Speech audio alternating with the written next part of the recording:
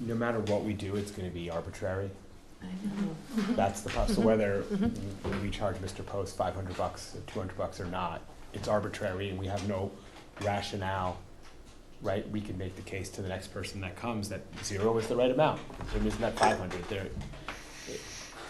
I mean, I'm inclined to, because it's not having a budget impact, anything we say is gonna be dangerous because we've already given him 60 days, We've given him the 90, so We so gave him far we've 90. stuck to the procedure. right, which is still we don't have to do, we chose to do it. Right. So it's arbitrary no matter what we do. I don't know why we asked for anything, but Brian, what was your rationale for in your memo for? Do you feel comfortable talking about that? Sure. I think the precedent, honestly, would be a dangerous one to set.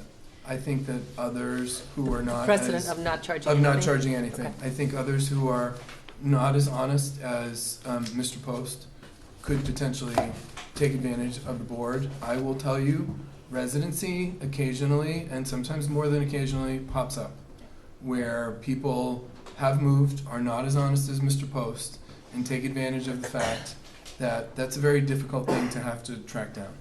So they moved to a place where it's that they move to they are non-residents and they continue to send their children to school here. People do Yes. that? Yeah. Yes. Oh, yeah, it's a common. Yes. Yeah. And so Wow. I reach out And often. we only find that out by rumor. Try to connect. Really? Occasionally, we'll send Officer Nisley to do a residency check Wow. Right. to be sure. And so, this is a hard part because, in a sense, we're quote unquote Yeah. punishing Mr. Post for Yeah. being honest. Right. And that's why I stated something. I think the family should contribute something. Not the whole amount. I will be honest with you. That's a lot of money for 18 days. And I understood when Mr. Post wrote back to me when I offered him the family amount and said that he wanted to come here. As a dad, I would totally understand that. At the same time, I think it would be too dangerous for the board to say Okay. nothing. Okay, yep. So can we do something like I know $100 is still a lot of money, but It at least lays the groundwork That was- for I mean like giving us $50 some sounds like a latitude joke. Right. I know $100 is a lot of money, but if we have to charge something, I think it's not the least we could charge where it sounds like something. I don't know. It's okay with me. It's okay with me. Mm-hmm. Do you want to move to amend the It's fine. motion? Me?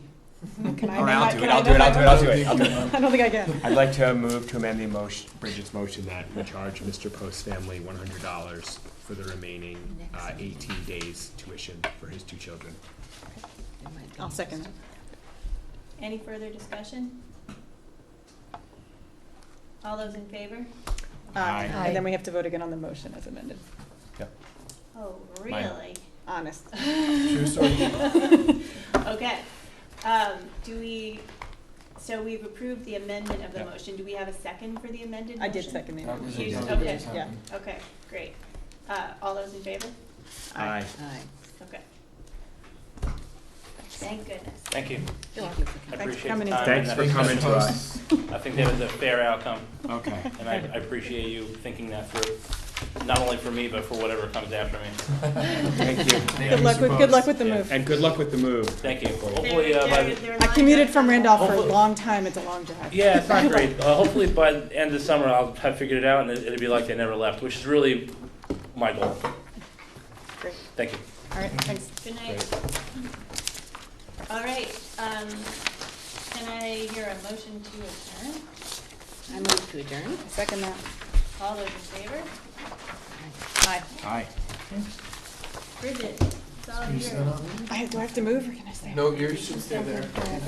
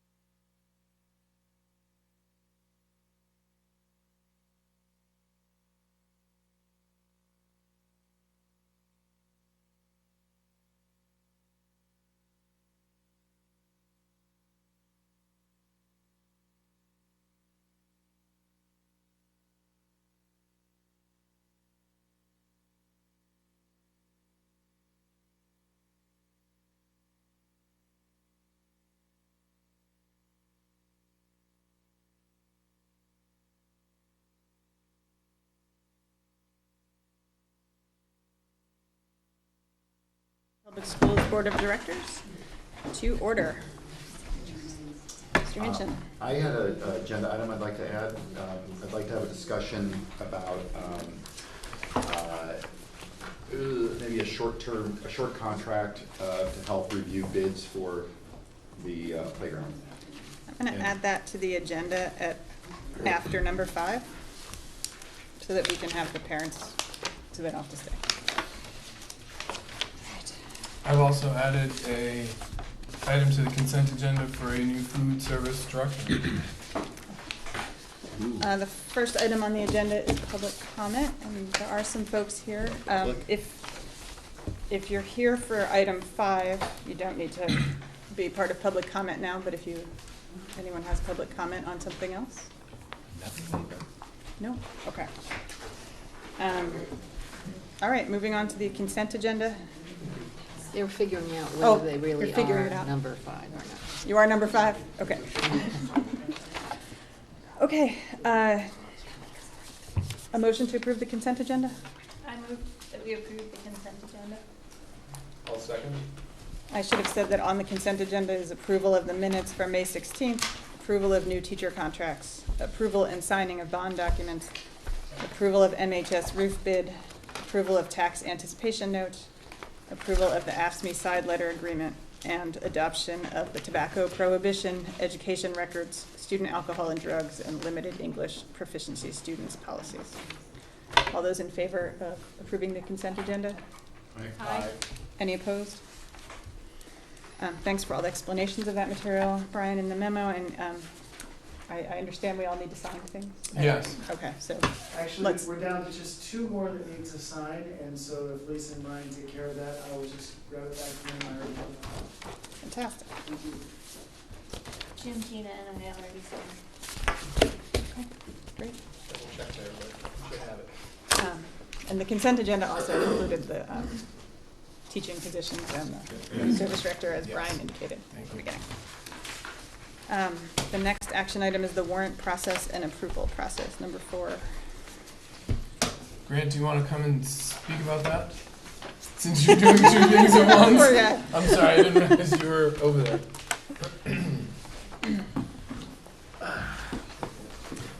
Sure. So, I think Superintendent Ricka gave some brief description of what this is related to. In the law book, 16 VSA 563, under powers of the board, it basically, in a nutshell, says the board is responsible to approve the bills that we pay, and who we're paying them to, and how much we're having to pay. And then provides that approval to the treasurer, who is then responsible to make sure the bills get paid. And so we just wanted to have a documented process in place where we can tell our auditors, this is what we do, this is how we handle it. So as outlined in Superintendent Ricka's memo, we plan to continue to have warrants run every other week. We are asking that you approve or authorize the chair or vice chair to sign the warrants on behalf of the board. We will keep track of every warrant that gets approved. So for example, during the summer, if you're not meeting, we will keep track of the warrants that the chair or vice chair have signed. And we will make sure that those get on your next board meeting. And then we will have documentation that shows the board approved the warrants. We will have somebody's signature on those warrants. And we will use those warrants to provide to your district treasurer. And then she can make sure the bills get paid, meaning her signature will be on the checks that go out.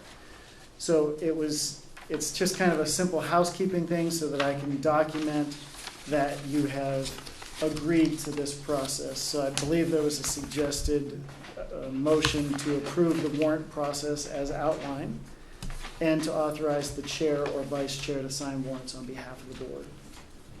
And I'll be glad to address any. It's really just documenting what both prior districts probably have already done, but just something that I can show that we did actually talk about it and have the process, and we'll follow it. Any questions for Grant or the superintendent? That's the way we've been doing it Mhm. for everybody who hasn't been Mhm. doing it. And we may not have, we may have missed a couple of warrants that got signed, off cycle whenever meetings got canceled, and that's something we want to make sure that we clean up. And if the auditors come in, we want to be able to show, here's where this warrant was approved, here's where this one was, and be able to have all of them, and maybe a number sequence that we can make sure, so it's very clear. So we can't have had that many warrants come through at this point in the new district, have we? You have had none. We don't employ anyone yet, I think. July 1st would be the beginning, It's right? not outbreak. So very soon we will start having them, and it'll be during the summer when you're not meeting on a regular basis. So it's something I needed to get documented before that happens. I wouldn't say that too quickly, that we're not meeting on a regular basis this summer. Yeah. I think we probably are. Okay. That's, there's a suggested motion in the memo. Can someone propose it? It's on page 2. I will. I move that we approve the warrant process as outlined and authorize the board chair or vice chair to sign warrants on behalf of the board. Second? I'll second that. Any further discussion? All those in favor? Aye. Any opposed? Thank you. Thank you, Graham. Grant. Thank you, Grant. The next item on the agenda, number 5, is a parent request, which you have in your packet from, and please let me know if I'm saying this correctly, Dwayne and Rachel Natvig. Dwayne and Rachel Natvig are here, and you are welcome to come up and speak with us if you'd like to. We have your request and we've read it. If you, we're happy to hear from you if you'd like to speak to us about it. You can either sit or stand at the microphone, as long as you're at one of the microphones, it's fine. Well, I think the board's decision has to be based upon what's best for our son, and that really boils down to continuity, because he's already a 7th grader and would be forced to change to a different school between 7th and 8th grade. And as I believe his name is Mr. Dale pointed out to your in previous meetings, I think April last year, smooth transition has always been the goal of mergers. And grandfathering has been the way that has happened. And our son was already in a different school. It was mentioned in the minutes how most students wouldn't have already started at another school, but he did. He started at the beginning of 6th grade, and he was actually enrolled in 7th grade on March 27th, 2017, which is the defining time mentioned in Article 40 of the merger. And we ask that you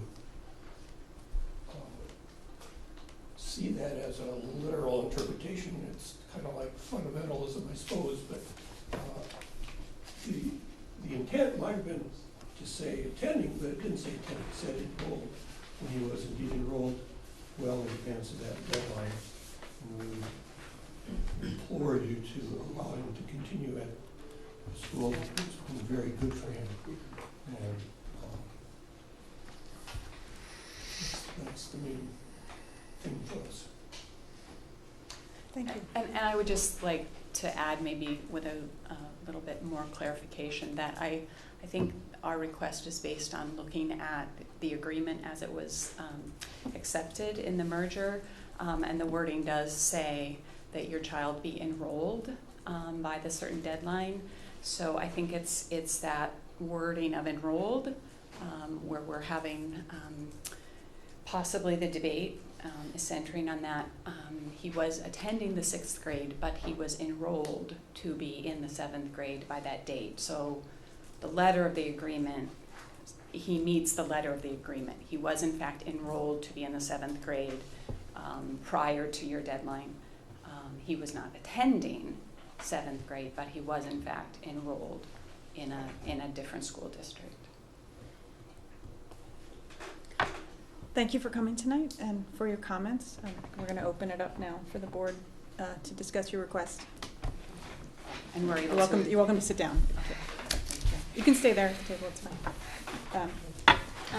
Yes. I'd like to begin by saying that in reference to what the first statement was, the merger committee truly understood the difficulty of children going from one school to another at any point. And it was a rough conversation, but we had to make a decision about when that would be. So we appreciate that, but we didn't make a decision, I believe. I understand that they're asking for us, for the district, and therefore the taxpayers to be paying for tuition to Waldorf for not 1 year, but all remaining years of the student's career. 6 years. To be grandfathered in per the letter of the agreement.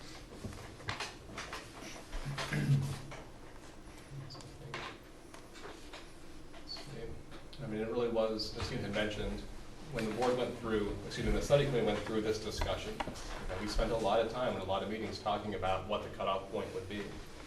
And it really felt like the most tenable to both existing districts was that cutoff period for students who were going to be in 7th grade already. So when those students graduated 6th grade last year, which would have included your son, I know he wasn't in the village school, but would have graduated 6th grade last year. It's those students were essentially encouraged by the way that the articles were drafted to move to Main Street Middle School this year so that there wouldn't be a forced transition this coming year. So we felt like between all of the study committee members that the best route was moving those kids at that point in time because there was no technical forcing, uprooting somebody from an existing situation. So I think the hope had been by the study committee's behalf that in situations like yours with students who are going to be entering 8th grade next year, that they would have already been in Main Street Middle School so that there wasn't this potential disruption. So that was a lot of the intent of both existing districts and the study committee to be able to come up with a solution or a situation that would be tenable to most people. And we really do, and there's stuff talking about an individual student, we really do have the best interests of all students in our district, including your sons, at heart in our discussions and decisions. So I get lost when talking about one specific kid, but. And I don't believe that we're asking you to revisit the discussion, because I obviously, we did read the minutes of the note, and we understand that you have, looked at this and you've considered what the cutoff needed to be. Again, I think what we're asking you to do is, as per the agreement, when it says that your child needs to be enrolled by this date, and then in fact we do have documentation that our son was enrolled for the 7th grade by the date that's listed. So we are following the letter of the agreement. So we're not asking you to make a different decision. We're asking you to honor the agreement that you made, that is written down. I think you're trying to force the creation of a loophole that was never intended to exist and isn't consistent with the intent of the committee. I think the fact that there's, I know some people have more legal expertise than I do, but I feel like the fact that we're talking about a private school instead of a public school changes the situation a little bit. So in my mind, as every student gets near the end of their current grade level in a public school, it's expected that they would be continuing on to the higher grade level the following year. The families don't sign a contract in May that my 4th grader is going to be a 5th grader next year. It's kind of assumed. They just show up. Right, so it's a little bit different, I think, in this case, since it's a private school versus a public school, and the fact that, those families in a public school situation don't sign a formal contract that, yes, my kid is committing to grade X next year. I could be maybe wrong in that argument, but I feel like I'm private school confident that the committee meant enrolled being in that grade. So, and as the board knows, we've had, I'm sorry. No, it's okay. We have had 2 other requests now for tuition waivers. One, basically the same type of request, and the other for someone who wanted to attend the Northfield schools, and the board has denied those requests just in recent weeks. Peter, go ahead. This isn't specific to this case, it's more of a general thing. I have a lot of problems with using public dollars to send kids to private schools. I really do. I think it creates a big problem for us, not the least of which is that the private school in question will set the rate for their student. And we pay that no matter what that rate is. So if we could just start, if our per pupil costs are less, that means we're using taxpayer dollars to further subsidize private schools who have less regulations, less things they have to teach, less special needs kids regulations. I mean, it's a big problem. It's a big drain on the state's education fund of public dollars going to private schools. And if you're talking about doing this for 7th, 8th, 9th, 10th, 11th, 12th grade, 6 years, that's a serious ask of taxpayers in this district. No, I'm not saying private schools are bad. If people want to send their kid to a private school, that's their right. But to ask the rest of the taxpayers to pay for it, potentially depriving the rest of the district of additional funds, is a big problem for me, and one we should take very seriously if we were to consider this. In all of these multi-year cases of tuition requests, I just feel like it's too much to take that level of resources from the district. It's a Yeah. very, go ahead.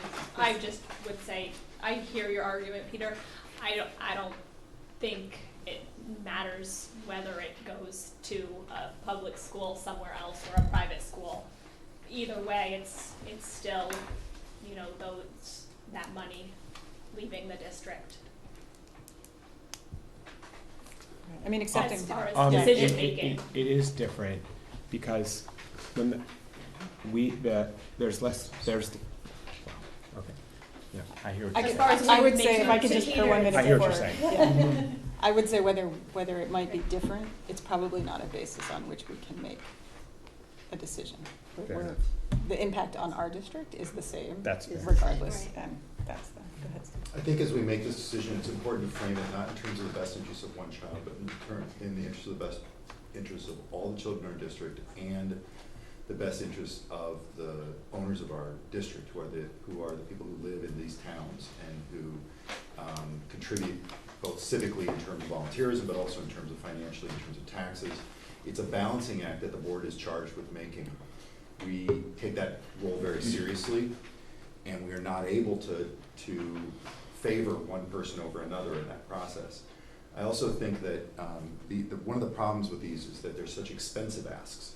I think that we're talking about, every time we consider this, we're talking about $100,000 for one person. And it's not something we can do, like say waive some books or something like that. So it's a very expensive request. The other thing is, I think it's very clear from the board deliberation, or from the committee deliberations that considered this merger, that what the intent was. I think it was very clear what we were trying to achieve, and it was that it was to give, as you say, force that conversation within the family early, so that they would have an opportunity to make a decision to not disrupt their child any more than necessary. And some parents did not exercise that option. And some may have, I don't even know how many did. And so I think that we did do a really deliberative job on this, trying to find that balance. And then we took this document to the voters of both districts, asking them whether they agreed with this.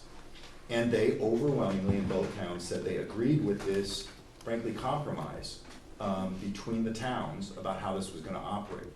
And so if you look at it from that perspective, high stakes, many constituents has an interest in this, a good deliberative process, ratification by the taxpayers and the voters.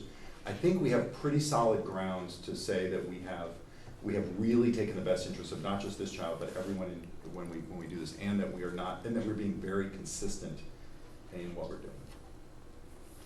Great. Can I ask a clarifying question of you, Steve? Yeah.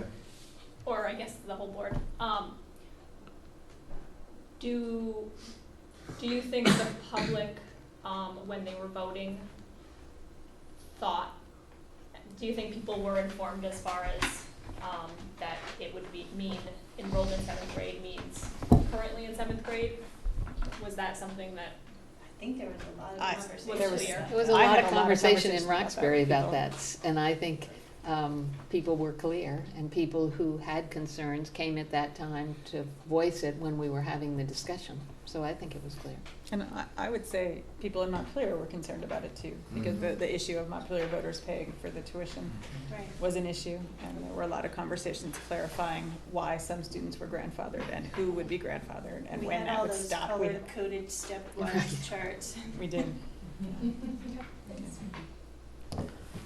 Did you want to add something, Mr. Well, I just want to make a small correction to something Peter said, and that is the grandfathering tuition payment by public districts is not complete to independent schools.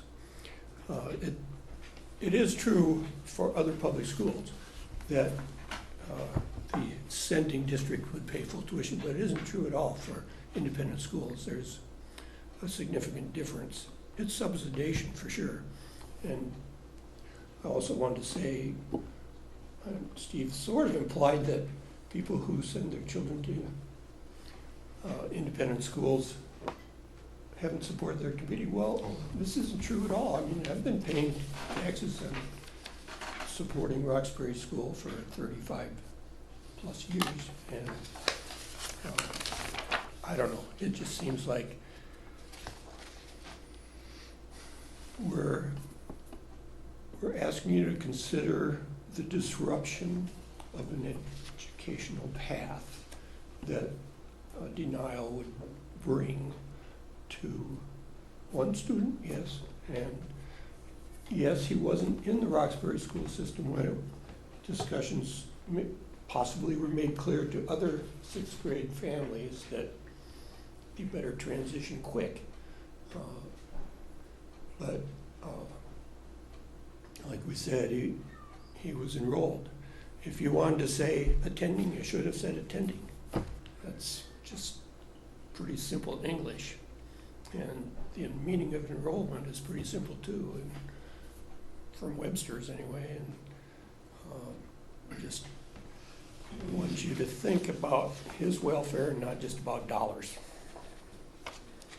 And I would ask for clarification. You said it's $100,000 per student, and I'm not sure where that number comes from. Is it 15 or 16,000 per student per year? 16. 16 times in the years they But go. it, Not to an independent school. Not to an independent school. His tuition subsidy last year, or this current year, was like $11,000. Is that It's right? lower So for that's- elementary, and it So goes it's a up. little bit different. So the way, Lori, correct me if I get this incorrect, but, so the state has, it's a dollar amount per education for the students. If a student in the Roxbury district, when the Roxbury district was operating as a choice district, would pay that amount up to the state dollar amount. State average. Right, and then anything above that, the parents or the families would be responsible for paying. So Only for if, independent schools, not for the public. Isn't that- right, independent private schools. But Right, isn't so it, Despite, regardless of what the district that's tuition, that's paying the tuition would have charged for its own tuition, you're saying that it's the state average? Yes. Is it But the isn't yield? that a Which is like 11 decision? or something? Is it the yield that they? isn't that a decision, Lori, by district? Because when I was principal of Washington, it was a decision Washington made how much they would pay to a school. It was the average. So it's been Roxbury's to pay the state average. Right, so the district makes a decision. Tuition cost. Yeah. And isn't that figure higher at the high school level than at the elementary level? Yes. Yes, Yeah.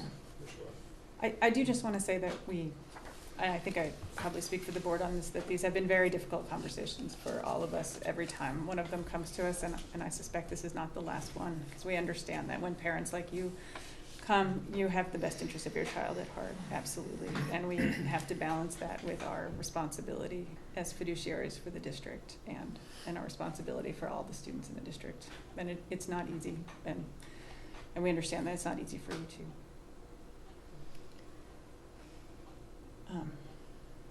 Is there further discussion, or is there a proposal for a Do resolution? we have a motion? There's no motion. No motion on the So table. these are difficult to frame the Should I motion. just ask for a moment of clarification? You want us to accept the spirit of your intention and the legality of honoring the letter of the intention is not something that you feel compelled to honor. So now I'll switch to speaking for myself. I feel comfortable that both the spirit and the letter of the agreement were addressed to students that were attending 7th grade. So that's where I land on this. I don't think we're dishonoring either the way the agreement was written or what was intended. And I do think it's very, very clear what was intended by the committee and what was communicated to the voters about how this would work. And there's also there are significant fairness concerns, given that, there are many families in your situation, and there are some that would prefer to go to other schools. The voters made a choice that the Montpelier-Roxbury district is not a choice district. It's a district where students attend the public schools. You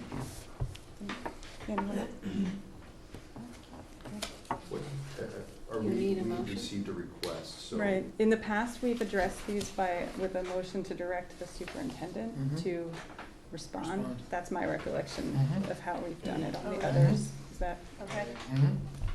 am I right, Ryan? Ryan's the parliamentarian. It's not up for, let's see. To whom It's is in the this- It's listed as a request discussion, it's directed? not listed as an action item, so, right, we shouldn't need to take a vote, it would be a recommendation, it would be fine. So we discuss. I'm sorry, the Don't we process have here- to act on it? Right, we would take, I thought that we had voted to deny the request in the other Is that what we did? instances, but I'd have Am I- to look back at the minutes. I thought we well, with the had letter to. request, Right. I I made a wrote- motion to deny the request for the letters. Okay. And Okay. I wrote the letter to the Solignes explaining the board's decision and briefly summarizing the board's deliberation. And the decision had been made by the board at that point. It Correct. wasn't Yeah. kind of sending it back to you for a decision. No. Okay. Correct. Apologize if I misspoke. That's okay. It's been- okay. Is there a motion on the table now? No. Does anyone want to make one? Brian just made one. That's what I thought, but he said no. He did not make Sure. it. So I'll make a motion then to deny the request presented by the Nat Big family. And I'll second that motion. Any further discussion? All those in favor? Aye. Any opposed? Thank you for coming in tonight. Thank you. and-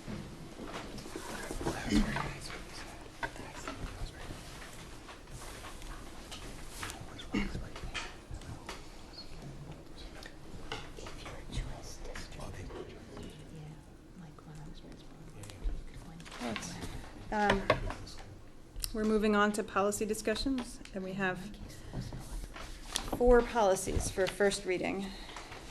Title I, comparability. Animal dissection, which I'm very much looking forward to the discussion of. Title I, parental involvement compacts, and the board member conflict of interest. Since it's the first reading, my proposal is that we go through them one by one and see if people want to raise questions, issues, things that we can talk about or get more information on the second reading. So, starting with Title I, comparability. And Tina has a pen out, so I strongly suspect. What's up with tobacco through? We adopted those on the Adopted. consent agenda. Adopted as Okay. approved. I move fast. I move Great, fast. great. Okay, comparability. Here we go. There we go. So I'm ready with this one because I really don't understand it. It appears, and I'm really pouring the idea of required at the top. It appears to me that this policy counters the intent of the Title I law. So, for example, I think Montpelier's done school-wide use of whatever little Title I they've gotten. I'll readily say if you targeted and ranked, everything we got would go to Roxbury. That's just how targeting and ranking would go. But the point is, the point of Title I money is to give extra money to schools that do not have as much, that have a higher population of low socioeconomic kids. And it appears that this policy undermines that or counters it. It's not, it's supplanting is what I guess I'd say. So I don't understand it, so I'm Because, up for explanation. because it's saying, can we go back to before you asked your question 1 second and just make sure that I understand. So if, for example, Union Elementary School has enough low-income children to receive a Title I grant, then we have to provide, and that allows us to, say, have a free before-school program Mhm. for those students. Then we also have to provide a free before-school program at all 3 other facilities. Is that what this policy is I'm not saying? sure that it's that specific. It's saying if Title I gave $500 to Union School, Yeah. then we as a local would have to give $500 to each of the other schools to make it fair. And the whole reason they gave $500 to Union School, It's because of the pre-existing unfairness. right, so you're undoing that, the way this policy reads to me. So I kept reading it thinking I don't understand it. Do Title I funds, in theory, make up for a lack of funding in a particular school because of the lower socioeconomics of that town? It's not actually a lack of funding, it's the idea that a population of more low socioeconomic kids might need more things. More support. Yeah. More support, and that was the intent of the original Title I law. Does it make sense to take a pause and ask the superintendents to give us some more? It's a Info on required this? policy. It is a required policy. I mean, what I will say to Tina's point, our school-wide, we are doing school-wide now, and Mike is working with Michaela, the 2 curriculum directors, to ensure that our continuous improvement plan does include Roxbury. And now that we have a 4th school, we do have to do targeting and ranking going forward. So perhaps what we should do is pause on this one. Let me go back with Mike and Michaela and Lori and reevaluate, because previously MPS with only 3 schools did not have to do targeting and ranking, and now that we have 4, we do. And we set these policies up before we were informed through the CIP that we were doing targeting and ranking. So, Well, can you explain that it says it's required? It implies And to me that's that right. it's required to do it, and it really is, to and me, that's against going the to give law. me a chance to follow up on that one as well. Okay. Thank you. Excellent. All Animal right. dissection. Thanks. Also a required policy, the animal dissection policy. So the gist of this is that students can't be required to Correct. dissect things. That's really all it is. And that we should provide an alternate method for them to learn whatever was supposed to be learned by Correct. dissection. Correct. Great policy. All right. Can I ask for the shall to will change Yes. on this policy? Thanks. Can I ask a question? Yes, you may. This is just about animal dissection, and not to embarrass one of my children in front of her, one of her peers, but she had to leave biology because they were taking their own blood, and in class, I don't remember what. I'm it on was. AP Bio. Okay, so. That's cool. They had an AP Bio lab in which the kids took their own blood, and she had to leave. And the teacher was great, but a different teacher might not have been. I don't know if we have a way to fit that into the animal dissection policy. Animal Yeah. dissection Animal or and human human experimentation. I think we have animal dissection because the legislature requires us to have a think policy pretty that lets much. Right. students That's out of pretty much dissecting what it animals. is. Like, I don't think there's been a broader discussion of what should we and should we not. Can we This also is the let them one- out of Peter other Weiss, the gross legislator. activities? Well, I don't know that. I don't know. I mean, I don't know that we have a policy about it, but it has always been the custom, for example, if there's a discussion, Mhm. a sex education discussion, and your child and you wish them not to attend that, you can opt out and get that information in another manner, so. Is that Is that a a policy policy? or a procedure? That's what I was just gonna ask Brian. I don't know what that falls under, Brian, but I know there are other instances in which that happens. I would say as a it's parent. Yeah, I mean, I I'm would not say. sure I've been asked that, really. I would- Me either. That- I don't know the answer to that question, whether we have reached out to parents in that way or not, but I would say it would be a procedure. you're certainly welcome to make it a policy, but it isn't currently mandated as a policy. But this one has to be a policy. This one does have to be a policy. I mean, I think the key to this is not so much the topic as the notification, or the notification of the rights. This, which comes at the end of the procedures, I believe, is that this is a unique situation in which there's a proactive notification. saying And an alternative education method. Sure, Right. but I think that would follow, you know, we often see where, I mean, at least at the younger grades, you see that parents will warn families that something's coming up, like a movie, or something that they like, you know, if you don't want your child to be subjected to this or whatever, just let us know. And I think what follows from that is, and we'll come up with something else that's equally educationally valuable. And I think what's unique here is that there's a requirement that everybody be notified of their rights. And I think that, you know, like with a blood draw, it's interesting because you might argue that it's in this category, at least tangentially. And so maybe, you know, it would be ideal if the teacher would warn everyone, hey, if you don't want to do this, it's okay, and we'll come up with another way to do it. I don't know. But I think ultimately for families, that's the issue is, I didn't know I could say no. And I don't know that I want to extend that to just generally controversial topics, but I think that, you know, I might not even put this in here if I wasn't in the if the legislature didn't make us, but it does. So it's about the warning, I think, is the focus on this, is what I'm saying. Yeah. And it doesn't seem to be harmful to warn people of their rights. Perhaps we could say this policy is all right, and we will take under consideration blood draws and various human things for another time. Any further discussion on animal dissection? It was surprising to me that it was part of the class. It's interesting. Moving on to Title I, Part A, Parental Involvement Policy.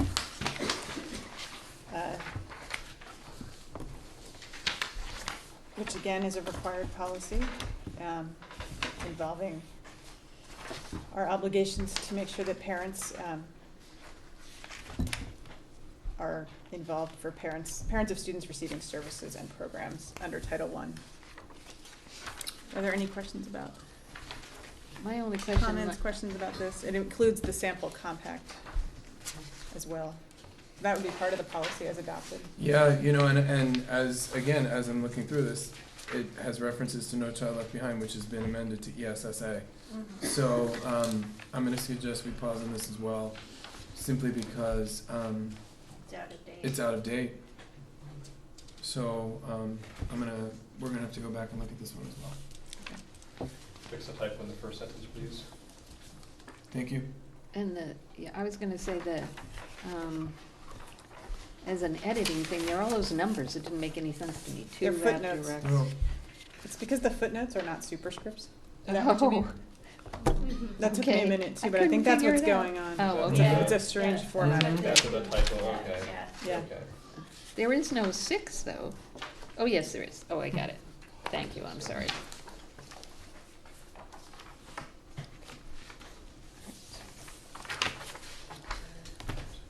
Board member conflict of interest policy. This was in the packet once, well, actually, I think this has been in the packet a few times. It was, Yep. it We was never got discussed, to it. it was discussed by the board at one point as part of a much broader discussion.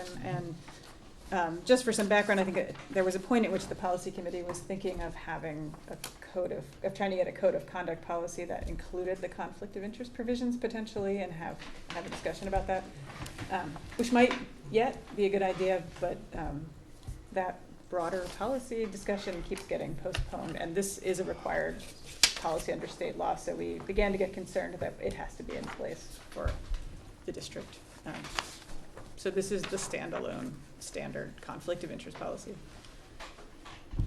I have one question about it. Yeah. On the back, under complaints of conflict of interest number 1, upon a majority vote of the remaining board members, or upon order of the chair, the board will hold an informal hearing.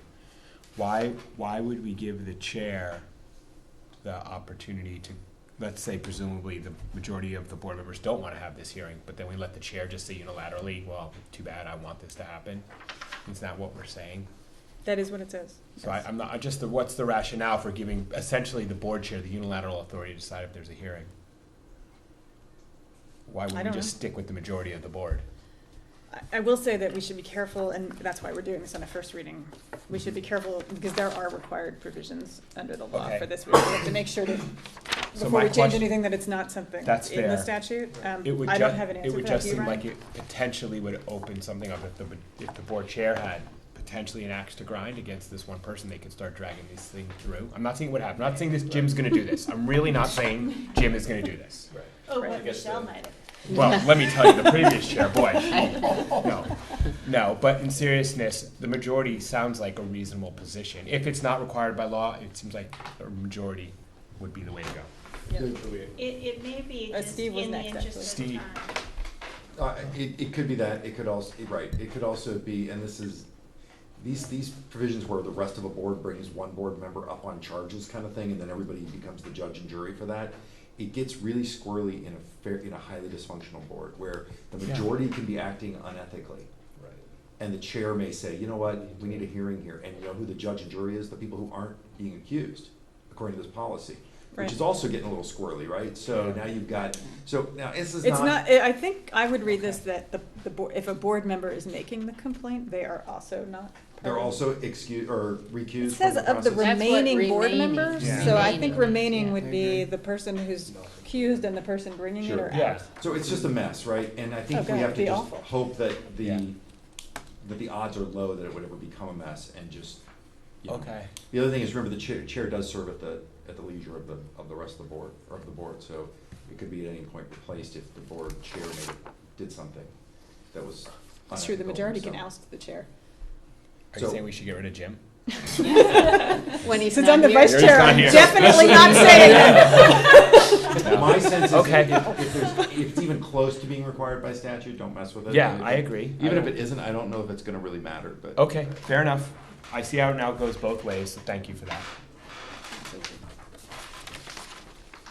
I would like to know what an informal hearing looks like. Yeah, that's what Does I'm. anyone know the answer to You don't that? have to wear a tie.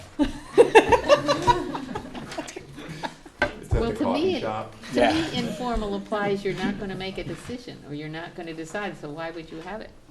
After, then you go to ABC, you're gonna make a decision, It may mean that it's not a formal, like, like a tie. Administrative Procedures Act hearing. Maybe that's why it says informal, but I don't know what it You means. could just get rid of the exactly. word informal. We should ask the question, or it may, I'm happy, I mean, I'll definitely take responsibility for figuring out what in this policy is required by the statute. Put that It's on my fine. Everything else plate, is great. but, It definitely is moving in the right direction. I mean, I also love the end of it, which is the board member should be formally censured or subjected to such other action as may be allowed by law. Yes, by law. Anything allowed by law is on the table. It's on the table. If it's How not about illegal, we might do it. Pulling out fingernails, is that allowed by law? It's a strange policy. In fact, I mean, isn't it circular a little bit too? Is that what could you possibly do that would be allowed by law? I don't know, and does it actually, where it says the member should disqualify him or herself from voting, does that actually mean they have to, or is it just the board saying? That's an old one. It would be good if, it's morally true if you should, yes. But for instance, if they said, we're gonna remove you from the board, is that allowed by law? Or No, you're we don't gonna- have any authority to do Or you're gonna that. skip, we're not gonna let you attend the next meeting? That's not really, that's not allowed by That's law not allowed either. by law. Like, there's nothing you can do that's allowed by law. Right, you're an Well, elected well- official. Well, there could be criminal prosecution if it was something truly like crazy, but we can't, Unethical, right? We don't do that. we don't do that, so. Right. Sorry, And yes, Michelle? even formally censured, does that just mean like, we hereby censure Yes. you? Yes, that is what that We've put means. the word censure Yes, on that's paper what it in means. association with your name. It's under Yeah. your name tag, if you get that as censored. That's scary stuff. I guess there. by law, you could, from then on, list them on the website with censored on this date. That would probably be allowed by law. So there are ways to publicly shame people officially. All right, All right. so can we just move to accept it then? Okay, there's 3 for second reading. So the goal here, I think, is to see if we've resolved any questions or so that these could come back for adoption. Student attendance. There was a question that had been raised about this policy, I think by Ryan, about why it said legal pupils. And Brian gave us an answer in the memo, which was that some people attend your school who are not legally obligated to attend school. Correct. And the attendance policy may be different in that situation. Correct. Did anyone have any more questions about that? No, but when I read the first paragraph again, it says legal pupils between the ages of 6 and 16, right? Okay, got that. Then when you go down, it says students who are over the age of 16 are required to attend school continually. So what are we saying? Are we saying that between, when I read the first sentence, I thought, okay, after 16, this doesn't apply. But then down below it says, when you're over 16, it applies. Why does it say it twice? Well, it's a different criteria. sentence, because in the criteria for 6 to 16 is excused from attendance as provided in state law, and the criteria for over is different. Mentally or physically unable to continue or excused by the superintendent in writing, which I guess could be for any reason So the superintendent deemed reasonable. can excuse somebody if they're over 16, but not if they're under. Is that what it's saying? I think it's giving the superintendent much more authority to excuse an older Okay. student. Right, Then Not I'm necessarily cabinet. right, that's what it seems like. I know I wasn't here when this I was don't know first why read, so I'm 16 gonna ask about the shall and will thing on this one too.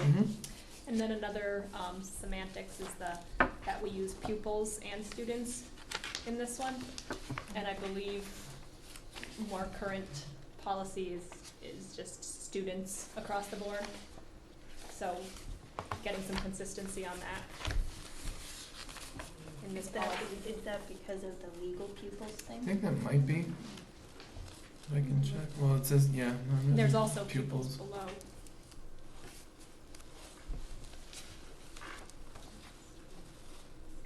Is pupil used again somewhere besides that sentence? I mean, it's the title of the next one, pupil privacy I know, in rights. the next one. Right.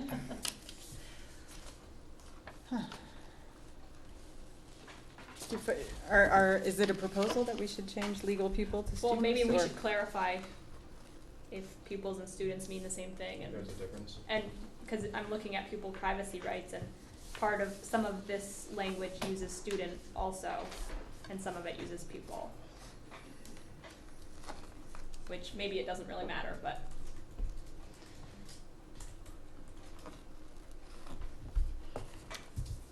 It's interesting, and I don't know if it's up to date, but I do wonder if part of, in the next one, it's driven by the fact that the federal law has pupil in the name That's of what it. I'm kind of thinking. That's kind of what I'm thinking. Sure. Sometimes, I love consistency, sometimes you get Just- thrown a right. wrench because other sources Something are else, not right. consistent. Consistent, right.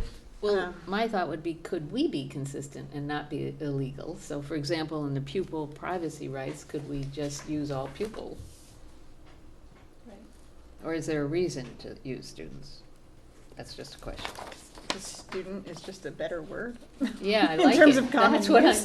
mean. It Yeah. makes more sense.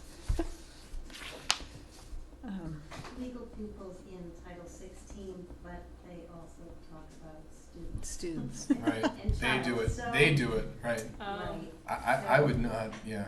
Yeah. On that one, it's the definition of legal pupil. So we have to use it in that one.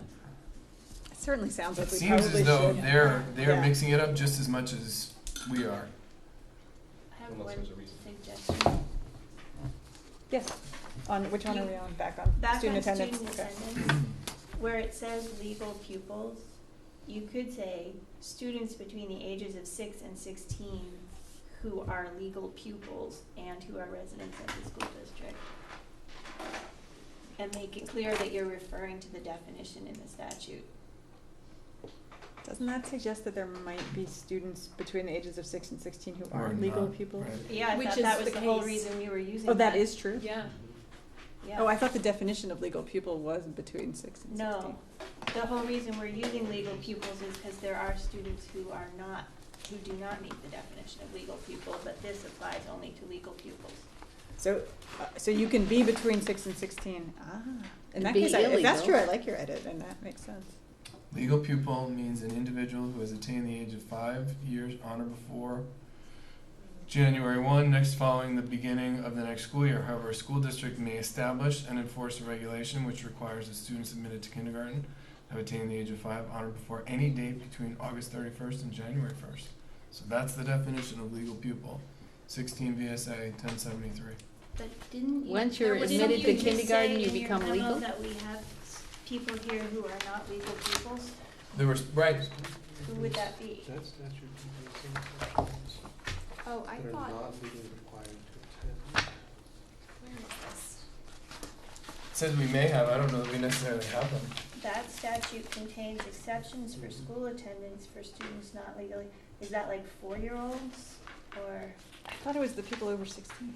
Wait, can I get help finding where in the memo this is? Yeah, page Page 2 in the under middle. student attendance. Oh, yes, okay.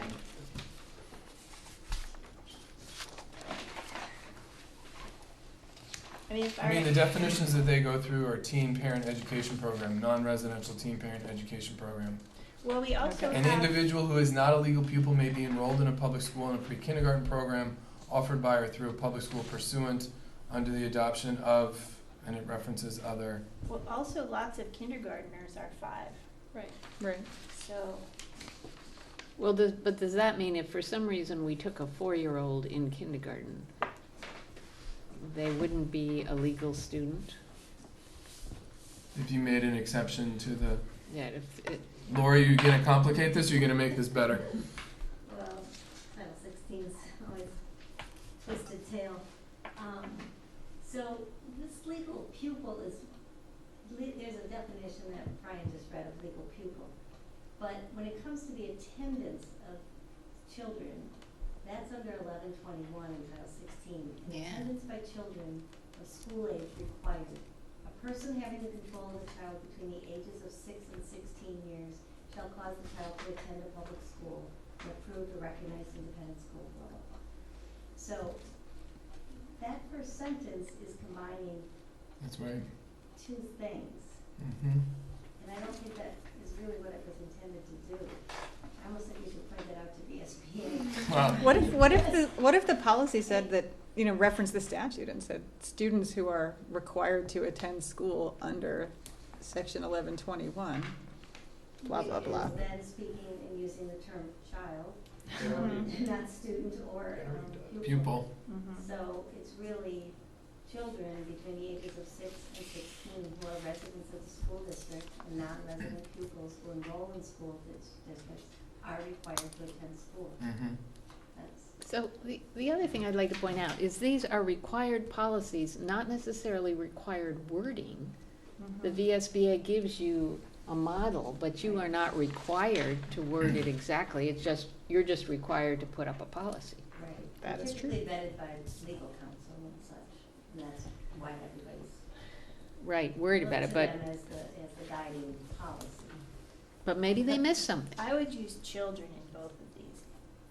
For both legal pupils and students who are over the age of 16, I would say children between these ages and children who are over that. I get hammered all the time for saying that you shouldn't refer to people in high school as children. Legal adults. Yeah. Essentially, all it means is that anyone who's enrolled in the school needs to follow the minimum number of days. So Right. it Correct. doesn't even matter if you're a resident or not, or what age you are, unless you're under 6, I guess. The kids, they gotta go to school. Kids gotta go to school. Can we just Okay. put that in the first sentence? I think we're not ready to adopt this one because I'm Yeah. hearing a lot of questions. So Brian, are you able to take this one back under advisement Mhm. and look at some of these ways to get consistency, Mhm. figure out the application of 1121? And under 6, you're not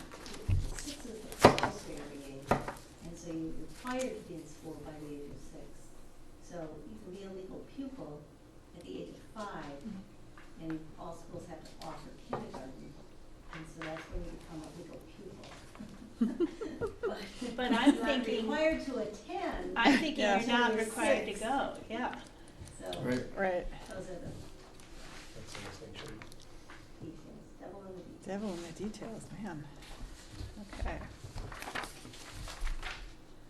So are we Okay. putting a hold both on student attendance and pupil privacy rights? No, we haven't even discussed pupil privacy rights. Oh, sorry. Trying to go too fast. My recollection is that this one is largely required. Mm-hmm. Um, Lots of federal. Lots of federal references on this one, Mhm. and we like to comply with federal law. Mhm. Um, I always love these opening statements that we intend to comply with the provisions of the Pupil Privacy Rights Amendment. So I operate on the understanding that we intend to comply generally with the governing law. If we want to put it in a policy, that's good. It's interesting that it's an intent and not a will. It is, right, it is, right, yeah. Yeah. I don't know. Again, this requires the development of administrative procedures, and the Montpelier district already has these. Correct. And Roxbury already has them, so that the new district will need the procedures as well. Mhm. Are there any other questions about this policy?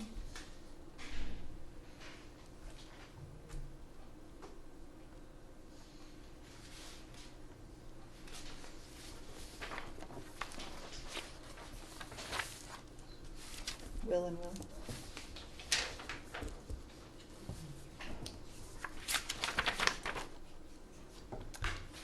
Okay, are folks comfortable with this one being on for adoption next time? Any objection to that? Okay, none heard. This one will be on for adoption next time. Responsible computer internet network use. Ryan, I know that you had some questions that you wanted to raise about this, so unlikely. Was this the right one? It was, yeah. Mike and I just spent a good bit of time talking about this. Yeah. And then when we talked about, when this was up at our last meeting, the policy that was presented to us was a good bit different than the VSBA policy. And none of us had any chance to get any feedback from Mike's team on why it was different. So we did spend some time talking about that, so I had some background to fill in. And there was one question about one of the changes I had that I wanted to raise. So ultimately, the theme of some of the changes are presented to us. The tech team, let's see, did everybody see the email that Mike Martin sent out a couple weeks ago? Did that come across to everybody? I saw it come by. Right. So he filled in a little bit of the background of where the policy came from. They spent more than a year working on this. Even before the merger had happened, Montpelier's existing policy was pretty weak, and I think they approached Brian about working on it anyway. So the tech team, which involved himself, a couple of the principals, a couple of teachers, and some of the IT staff, all sat down regularly and worked on this. So they had spent a good bit of time going through it. The only thing that would be somewhat different from a structural standpoint is they added the stakeholder responsibilities. There's a full table that involves school board, superintendent, administrators, et cetera. That's really the largest change overall from the existing VSBA model policy. Let me see if I can quickly summarize what they were talking about and why they decided to do this. So a lot of this stuff is what we kind of expect to see maybe in handbooks, going out to the parents every year. But the team felt that everything in here was important enough that they were hoping that the board would be willing to consider putting in policy, so it was in one central location, so that it's constantly fallen back to as a reference. So their hope was that it would be included in policy just for that fact that it's not going to get lost between years in, say, the mainstream middle school handbook going out to parents. So that's really why this is in here. There's nothing that is a problem. I was surprised. The one thing that did throw me off about the table is they had community members listed, the very last stakeholder group. And that one kind of surprised me because it felt like that was a bit of an overreach for the board to be writing policy that's going to influence random community members. But Mike did have a good justification for that. And I didn't realize it, not having a student in any of these buildings in Montpelier yet, how often community members do use the networks here. He mentioned a lot the Flexible Pathways program and how students are interacting more with community members here and there. and that people will come specifically for accessing the Wi-Fi network. So in my mind, it kind of changed the rationale for having that in there. Instead of us randomly making policy that we want the rest of the community to follow, it's the community is coming to us and using this resource, so they should be, in that way. right, Okay.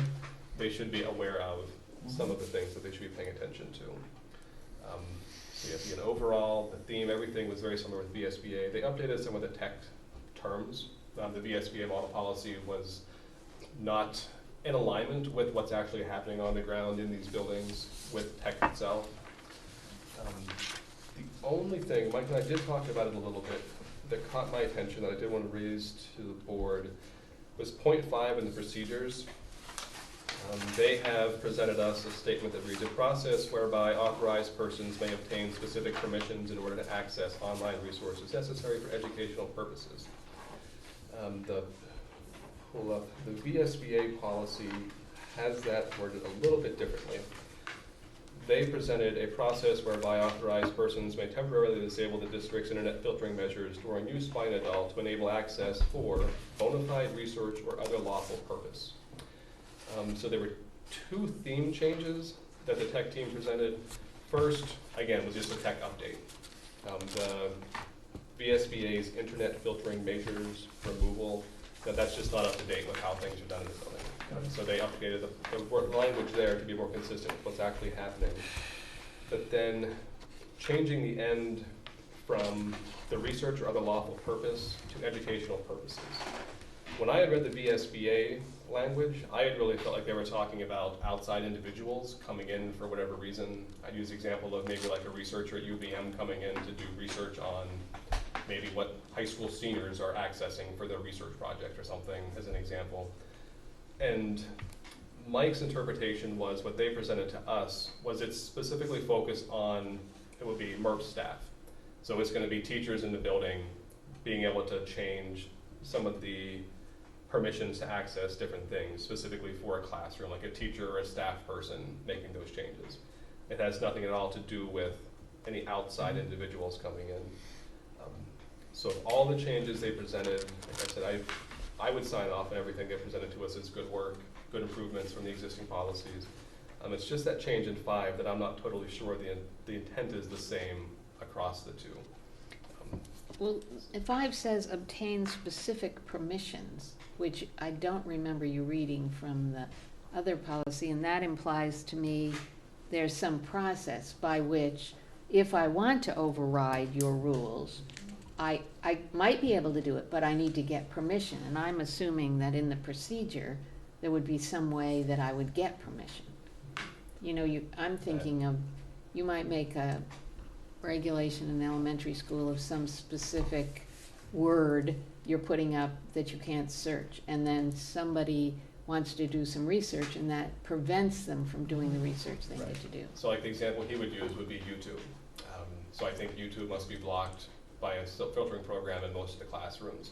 But if a teacher needs to show a YouTube video for a educational classroom experience, that individual teacher can get access from the IT team to use YouTube in her classroom computers or whatever during the day for that one time. So it is giving one specific person permission to do one specific thing. Steve had a question. Yeah, Steve. Couple thoughts. One, Ryan, the other thing on that procedures 5 was the dropping of the word temporary. And I guess the word specific may cover that, but I think the word temporary is kind of an interesting one when we start giving permissions. And I think I would be more comfortable if the word temporary was back in there. Just the idea that whatever permission we give is going to also specify the date at which it expires. The other thing is, I had originally read that as sort of like the internet service provider or Google or whomever might, they being the persons or whatever the word is. But now I see in procedures 2, there's also a provision for that. And there's kind of an interesting reference here, and I don't really understand it. And it might be because I didn't read this thoroughly. But provisions necessary to ensure the internet service providers and other contractors comply with emphasis, applicable restrictions on the collection and disclosure of student data and other confidential information. What are the applicable restrictions? That if they encounter any student data, they're certainly not privy to do anything with it, but continue to move along. if in the course of our giving access to Wild Branch as they upgrade our servers, they encounter student data, they have to treat it as hands-off. I mean, they would not be able to take said data and do anything with it except take it from server A and move it over to server B. And that's what applicable restrictions means? I think applicable restriction is the pupil privacy rights policy. Okay. So then I guess I wonder, what is our policy on the sharing of student information with Google? That's In the pupil privacy rights. It is? All right. Yeah. Okay, great. It's number 6. Okay, thank you. And then the last thing is the stakeholder responsibilities that Ryan drew attention to. Although I totally understand why a committee might want this thing codified forever and ever and ever and ever in school policy, I'm still not quite sure that it belongs there. And I hate for any good work to be lost to the bookshelf, but it also does, I don't know. Just, in other words, I'm just kind of seeing as weird too. That's all. And I think if I could, I won't speak for Mike, but again, I think their hope was that we would be able to, by including some of this language in policy, set a goal or a vision for the district in terms of striving to reach these things. And so again, it really was,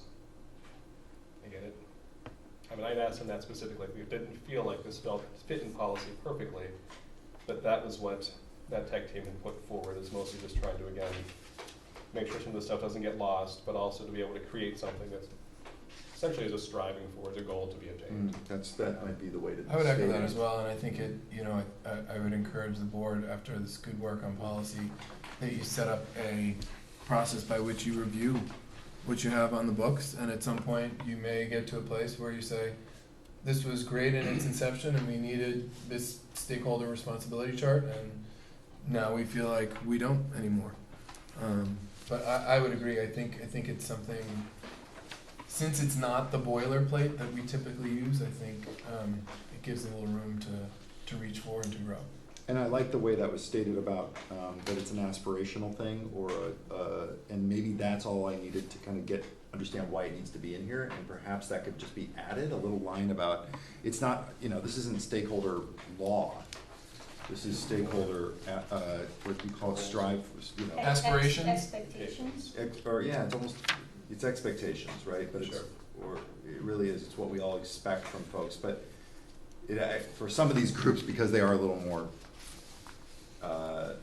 partway under our auspice, it's more aspirational, but expectations is probably reasonable, but some kind of reason why it's in there, just along with the heading, might be all it needs. Do others agree with that change of responsibility to expectations? Or I'm fine with it. Or have a different suggestion. That's fine.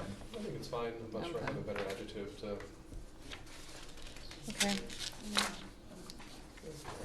This is a much more minor point, but most of our policies say Montpelier-Roxbury Public Schools. Done. So, and I don't think we need here and after them, because I hate that word. And then also we had talked about this last time, the mission being Oh, I had left that, yep. off because technically we don't have a mission yet, Got it. All right. just leaving it as Yep. Just taking an that Period. optional mission. Got it. Okay. So what was discussed last time? 'Cause so it's just gonna end at So it's educational gonna mission? end at educational mission. Yeah. period. Yep. Until such time as. Until such Until time time as we have a mission. I But understand. below, they've written educational mission at the bottom of that page. That's why Right, so it would we'd take, be removing the italics. and would we be removing the heading of educational mission too? Does that make sense? I think it does, because, Yeah, that's what I was. yeah, because then we have purpose, policy, procedure. That's just the policy. Bridget? Yeah. So, I was just thinking, in the legislature, there's this process at the end of the session by which there's a review process where every piece of junk law that got passed goes into a group. I think it's under, Yeah. it might be under judiciary, it used to be under leg council. And it basically gets reviewed for consistency and formatting and renumbering and making sure everything fits into the statutes and looks consistent. Wouldn't that be great if we did that with the new I don't district know, policies? and that's, they're I not think we allowed, should. anything that's even remotely substantial, they don't touch, Yeah. right? That's We what could probably Jessica, enact that kind of an authority somehow, I'm guessing. 'Cause They it's hired- non-substantial. Right, well. they hired Jessica to do that in the Ledge Council. Yeah. And so we'd have to. But several people look at it, it's not Right. just one. 'Cause Yeah, it's they not have to just kind of, one. everybody has to pore over the stuff and make sure it all works, and that there's no one's messing with it, you know? And I don't know if we have authority. I don't know if we can actually say it would just be changed without the board voting, but it would be a very simple process to just have them all come back at one meeting with Oh, little there red, you with go. little red lines, and we en masse just say, Right. now we're revising them all, so they all say. And here's our style guide we Here's- use. They all say Montpelier Public Schools, and they all say what must or where They're or in the whatever. same font. Anyway, They're in the that, same, they're in the same font, maybe right? 9 months from now, we need to Yeah. go do that, right? Yeah, When we're done with everything. right. That's a great idea. Okay, Yeah. it's on my calendar. Yeah, Steve, you wanted to work on the style guide? I might. I mean, one of the frustrations I will just add is that the VSBA model policies do not follow any style guide. So we're working with raw No, material that's they're not. exceedingly That's different. not consistent. But Heather puts them all into the right style and font consistently. Once they're adopted, they're in the right style and font. Right. Mm. Is this ready for adoption with the changes that we just spoke of?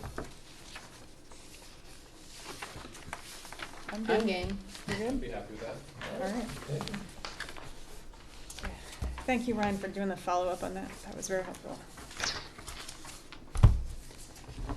All right. I think firearms is on a third reading, so we're not proposing to adopt this tonight.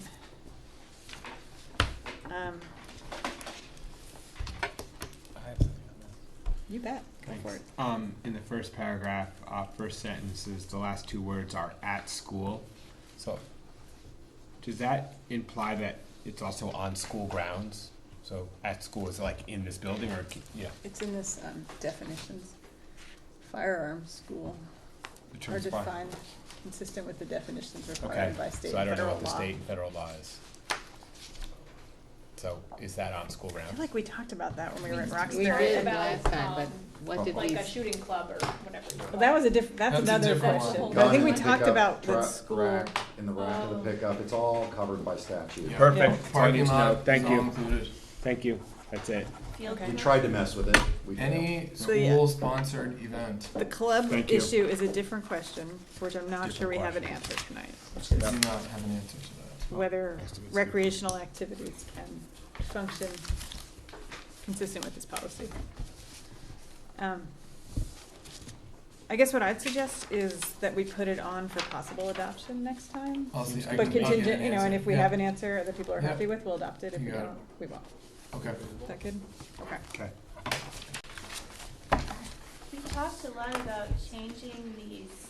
We can't, but we But decided we we decided can't. we can't. Oh, we can't, those are in the Those statute. are in the statute as it Yeah. is. But those just confirming my memory Yep. of that. It doesn't have that title you were talking about either, the Montpelier-Roxbury. Did you wanna? Wait a minute, it says public, Montpelier-Roxbury Oh. Public School. Yeah. Okay, and look, oh man, we're on time and everything. Go, Bridget, Yeah. go. Number Look at the 9. add-on agenda item. Oh, I missed it. I'm sorry. Okay. Why don't we do that now? Steve has Okay. added an agenda Do I do item. this? Okay, my intention is to perhaps make a motion, but I wanted to have a quick discussion about it. I was approached by Sarah Kiernan, one of the members of the committee. Is that her last name? McKernan. Kiernan, yeah, okay. And she, and just said that, they've been talking about this weird timing where June is the time everything's gonna happen, but the new facilities person doesn't start till July 1. And what they're feeling is that there's gonna be a discontinuity in this, and they would like to see if we might be able to support, bringing Andrew, the new facilities person, in for a very short, very limited sort of engagement to be part of the review and selection process of the contractors. She said that she had talked to you, Brian, and that, I don't know if you advised against it or just didn't, I don't know what So I didn't get the details, so I wanna I've make not sure. had any conversations with Sarah about None, this. okay. None, zero. I'd be happy to. Right, exactly. So, she just said she knew that we were gonna be in a position where we had to where this is gonna move fast and it's gonna fall in our laps very quickly. And so she was hoping that we would authorize some sort of an expenditure. Jay, who's, I don't know what his exact title is, but playground guy. Project manager? He's talked it over with the committee, with Andrew. It seems like it's a really easy arrangement to make. The idea would be that Andrew would come in, he'd have a seat at the table while they're reviewing bids, reaching a decision on which contractor to choose, assisting with the negotiations over the contract to get the numbers right, and then that would be it. And so that, not that he would be making decisions, but he would be sitting in the group that did, and help with that. They thought something like, if we set a maximum of 20 hours at the number they came up with, $50 an hour, would be ample, and that would be it's like $1,000 expenditure, and that kind of thing would really kind of bridge it and make sure that the new person knew everything going in, and it was part of it. I don't know how to proceed at this point. I think I'd like to make sure something like this happens. It doesn't have to be precisely that, but that somehow we authorize that we can get Andrew in before his actual contract starts, maybe as a consultant for this, if he's up for it, which I think he is. Anyone have any thoughts? Brian, you first, maybe? You could advise or authorize me to pay Just make it happen. Andrew LaRosa up to a not exceed amount of X for work to be done to ensure a smooth transition, specifically around informing decisions about the playground contracts. Could you trade days? In other words, could you say, we'd like him to work 3 days worth in June for 3 days off sometime during the year? I wouldn't do That's that in his contract because that way. that'll mess with this. This is pre-fiscal year work. Yeah. I think if you It's did just it, a separate type of relationship, right, contractual. and it has nothing to do with his per diem at that point. Yeah, it'll This be on is a just- 1099 or whatever, Right. and it's gonna be a whole different thing. Yeah. Is it an MPS decision then, or not? Yes. Oh! Oh, shoot, I should. As a matter of fact, it is. Okay. Totally is. Yes. Yeah, I- but we're not. All right, I You think, can't. Well, Okay. without a I think it's direction. clearly within the superintendent's I like that's. discretion, I given the can amount. make this happen. I can make this Okay. happen. Okay, This can. Problem solved. This can get done. thanks, great, okay, Lisa. awesome. Good job, Lisa. Good job, Lisa. I'm just sitting here listening to all of this, like, I don't even need to think about this. And then Lisa spoke. And then Lisa All spoke. right, It appears that everyone, have. I don't know if they're all in cahoots on this, but they all have, at least at some level, discussed it and feel like it's a very workable arrangement, including Andrew and Jay. That's all I Okay. know. And but we want to Andrew, stay ahead of schedule. I think we're So- going to try to get Andrew to come to the special meeting next week as well. Well, so the 8th is the deadline for all these things to come back in, and then we're meeting on the 17th, right? 14th. 14th. So, like, this is gonna move so fast, and we have to, like, sign off on the 14th, right? Correct. So, like, he's gotta be on board by the 9th or He whatever. needs to meet- give us a recommendation ahead of the 14th. He meets with Tom Wood already regularly. Okay. And this is on both of their radars, that this meeting has been scheduled for Cool. next week, so Okay, great. we can make this I happen. think it's that 9th, 10th, 11th, 12th, 13th kind of thing is what they're worried about. Okay, Okay. all right. The next item on the agenda is an update on the superintendent evaluation committee. I'm thinking that's you? You might think that, but, No? well, the Lisa? people on the evaluation committee actually aren't here. I might be on that committee, but I'll give you a quick update to say that they're meeting tomorrow. Okay. That would be the update. Thank you. And update on the superintendent search. Well, the update is that the search is over. Yes.